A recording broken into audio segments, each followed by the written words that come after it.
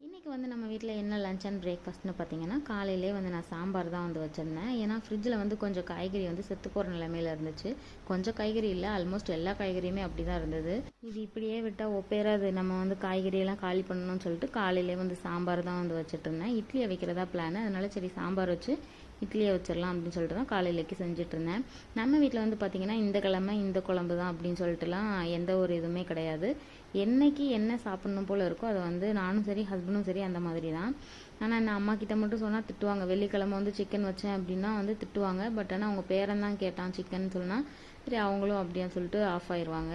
So இந்த technique வந்து நான் ஃபாலோ பண்ணுவேன். காலையிலேக்கு வந்து எக்ஸ்ட்ரா சட்னியும் வந்து அரைச்சிக்கிட்டேன். ஏன்னா சாம்பார் மட்டும் வச்சு சாப்பிட்டா நல்லா இருக்கான்னு சொல்லிட்டு சட்னி சாம்பார் இட்லி வச்சு சாப்பிட்டாச்சு. மதியத்துக்கும் வந்து அதே சாம்பாரை வந்து கொஞ்சம் சூடு பண்ணிட்டு சாதமும் வந்து வடிச்சிட்டு மிச்சம் இருக்கிற இந்த பீன்ஸு கேரட் அதில் வந்து ஒன்றா போட்டு பொரியல் வச்சுட்டு வெண்டைக்காய் கூட்டு வச்சுருந்தேன். அப்புறமா வந்து இந்த சேம்பு கிழங்கு இதுதான் வந்து இன்றைக்கி மதியம் லஞ்ச் ரெசிபி. இந்த வீடியோ பிடிச்சிருந்தா நம்ம வீடியோ லைக் பண்ணுங்கள். பாய்.